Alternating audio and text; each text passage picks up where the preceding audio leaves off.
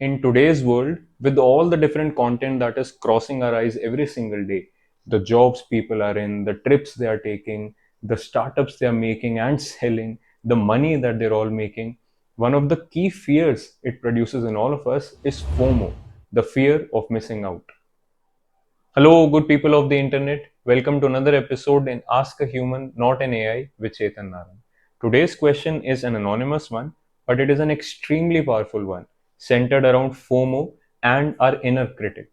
I'm asked, I'm 27, I work in the sustainability sector in IT, and I'm passionate about it. Good for you. I've joined just a month ago, but it took me more than a year to work on something I like. I was unemployed for more than 2 years because I wanted to have remote job freedom and do something impactful. Really good. Now, even though I've got what I wanted, I still have the fear of missing out or the feeling of not good enough. I have a very bad inner critic and I'm working on it. It makes me feel like I should learn a lot more from all sources like articles, Twitter, LinkedIn, YouTube, career, finance, etc. And I'm not even focusing on the relationship side. I have this FOMO, like I want to have the best and efficient way to do something so my efforts aren't wasted. I also know that action is crucial, but I'm also kind of overwhelmed with so many things from so many different angles. Wow, such a powerful question. I have a four-part response to this question. Firstly, let's talk about anxiety. A huge amount of the FOMO that we carry within ourselves is actually because of anxiety. And when it comes to anxiety, one of the best quotes that I always quote is from Alan Watts. He said something to the tune of, no amount of anxiety can actually make any difference to what is or what is not going to happen. Isn't that so true? I mean, if you're anxious about something, even this quote can actually make you anxious about something, that even your anxiety is not going to have any impact. But it can also release you because your anxiety is actually making you miss out what is actually happening right now in the very present moment. And that is so true. The only thing that you actually should be fearful of is this FOMO itself, because this FOMO is making you miss out on life that is happening right now in front of you. You know how they say perfect is the enemy of the good? This is manifesting so perfectly in your life right now. I mean, you yourself say that you wanted a job, you worked towards it for more than a year, and just a month into it, you already have something shiny in your hands, but you're looking at what could be the next shiny thing. What other thing could be shinier than this? This is so true. This can happen across throughout your life. Perfect is always the enemy of the good. You have something good right now and you're looking for something that could be perfect. And I can tell you, when you'll have that perfect thing, you'll be looking for the next perfect thing, because that perfect thing then would only be good.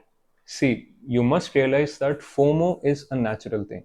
But what you should also realize is that there are so many things to do and to experience in our lives that all of us will miss almost everything. Isn't that true? There are so many things to do, so many things to experience, so many things to learn, so many things to know of, that almost all of us will miss almost everything.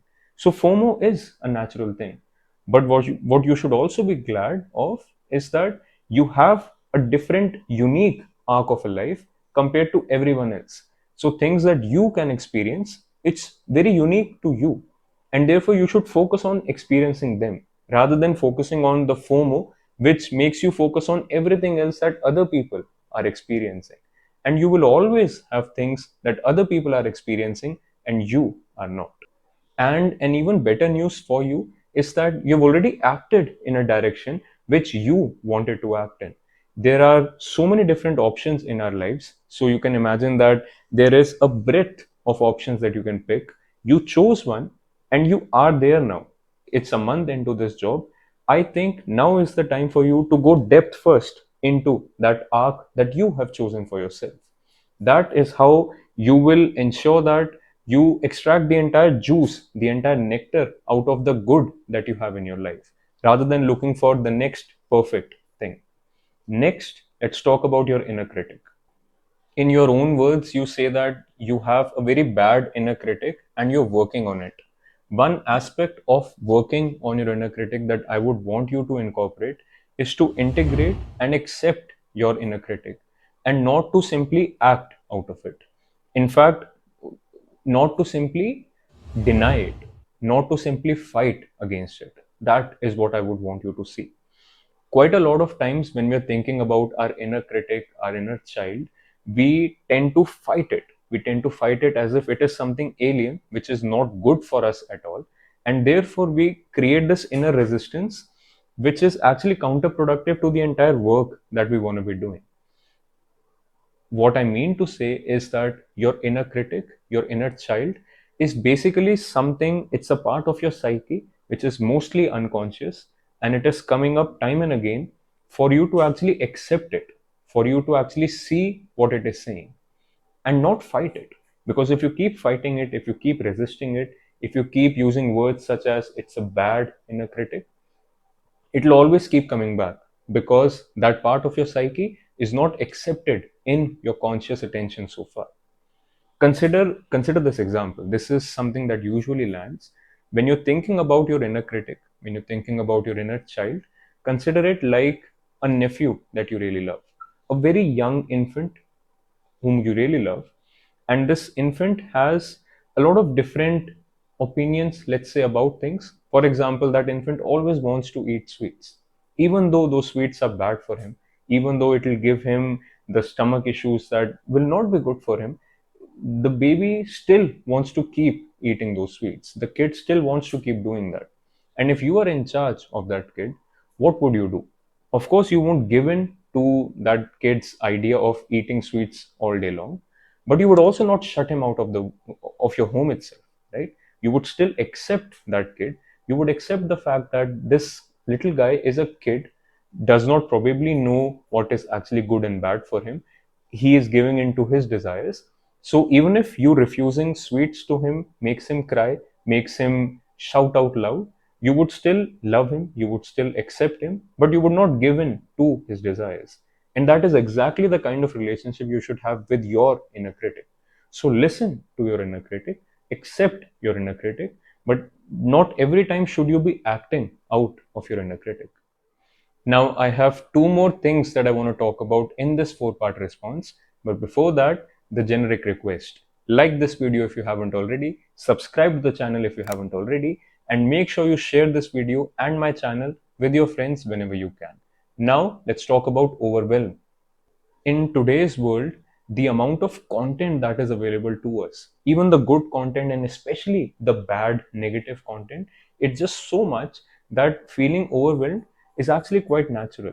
And therefore, my suggestion to you, because you say that you're feeling overwhelmed from all these different angles that you are getting content from and you're being pulled into, my advice to you would be, from time to time, take a step back from all the different content that you're consuming, even if it is the good content.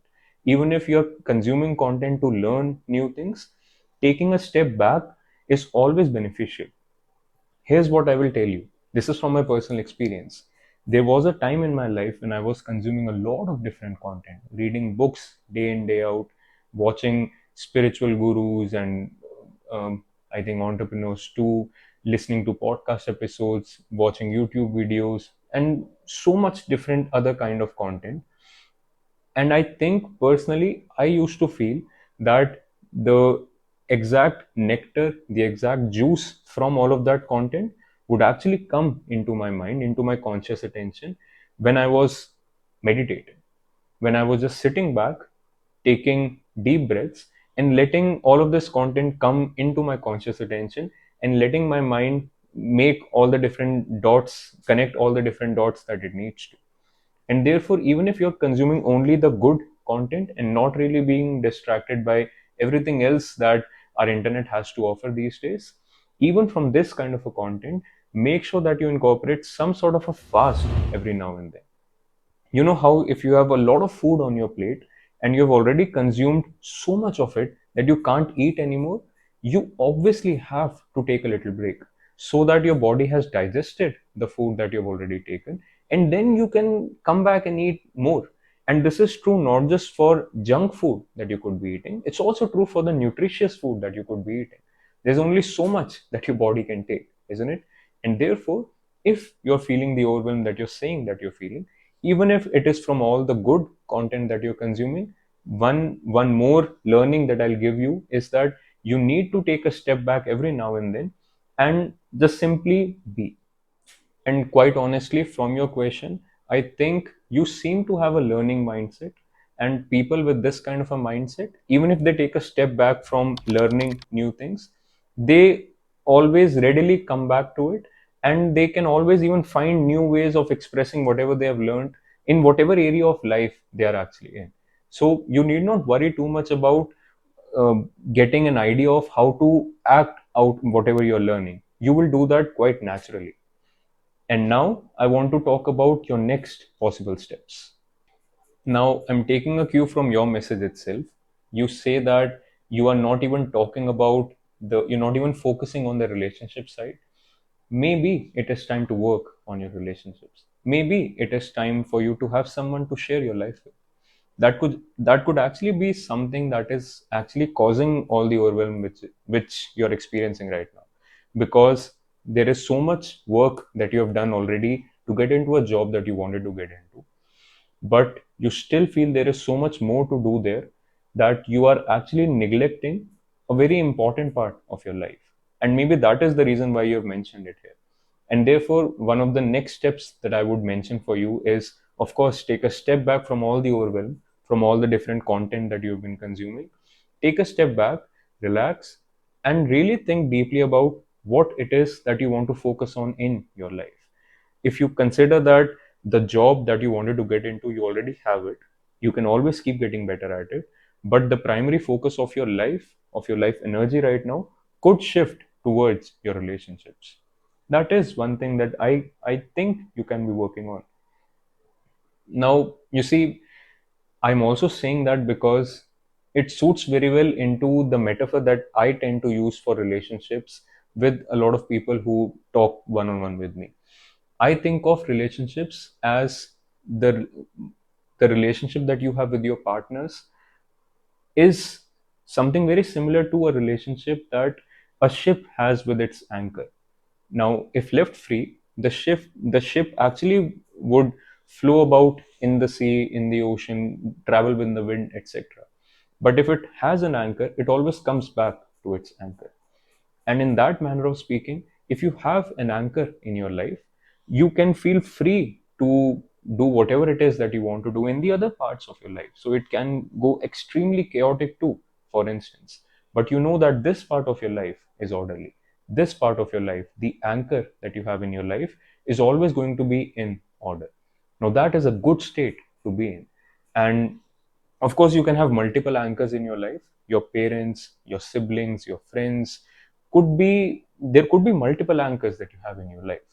But I think this is not an objective truth. I consider this to be more of my own opinion, that over all of these years that human beings have survived and have become conscious and aware of how things around them are, how things within them are, we have figured out that the best way to actually be in a relationship is to be in a relationship with one person. Have that one person who is the chief anchor in your life. And I think it is important. And therefore, maybe because you are yourself messaging that you're not focusing on the relationship side, this could be your cue. You could now focus on having that one anchor in your life, which will then be the order around all of the different chaos in your life. And that is a good situation to be in. As an added bonus, I would also refer you to episode 2 of season 2 of my podcast, The Unlearning Playground. That is where I was talking about what can grown-ups learn from kids. And you would see yourself that kids have very little time for FOMO because they're too busy playing with life. Now, that is one perspective that I think you will really benefit from. So, check out that episode. And that's about it. I'll see you in the playground soon again. Until next time, peace out.